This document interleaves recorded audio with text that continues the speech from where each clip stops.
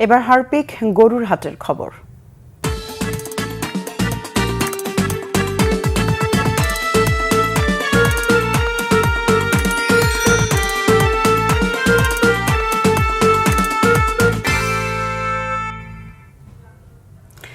নেত্রকোনায় 40 মণ ওজনের ষাঁড়টির নাম দেয়া হয়েছে ইশাখা। দেখতে ভিড় উৎসুক জনতার। মালিক দাম হাঁকছেন 15 লাখ টাকা। এদিকে ফরিদপুরের লালমানিকের নাম ডাকও কম নয়। 18 মণের গরুটিকে 7 লাখে বিক্রির আশা খামারের। নেত্রকোনা থেকে মাহবুবুল কিবরিয়া চৌধুরী ও ফরিদপুর থেকে হারুন আনসারির তথ্য ছবিতে ডেস্ক রিপোর্ট।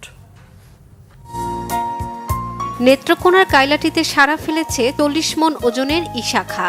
8 ফুট 1 ইঞ্চি লম্বা ও উচ্চতায় 5 ফুট 4 ইঞ্চির গরুটি হাটে তুললে সবার নজর কাড়বে বলে মনে করছেন খামারি।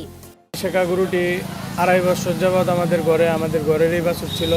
পরিবারের সদস্যের মতোই এটা এখন তো কুরবানির মধ্যে বাবা বলতেছে ছাইড়ে দিবে। এবার ইশাখার দাম চাওয়া হচ্ছে 15 লাখ টাকা। তার যে উটনির অবস্থানটা দিকে তার নাম রাখছি আমি ইশাখা।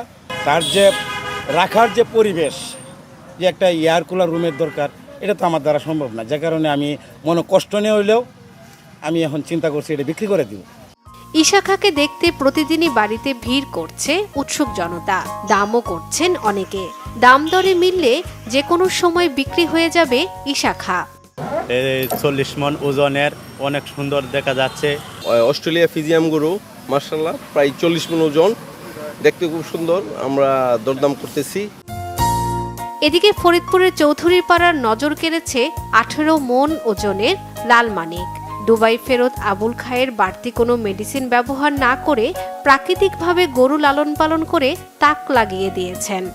গরুটা দেখতে আসছি, মাশাআল্লাহ বেশ বড়, আমাদের চৌধুরী রাঙ্গির মতো মানে সবচেয়ে বড় গরু। প্রতিদিনই মনে করেন যে আলিপুর থেকে আসে, তারপরে আপনার চরবদর্শন থেকে আসে। লালমানিকের দাম চাচ্ছেন 7 লাখ। সামান্য কিছু কম হলেও ছাড়তে পারেন বলে জানালেন খামারি আবুল খায়ের।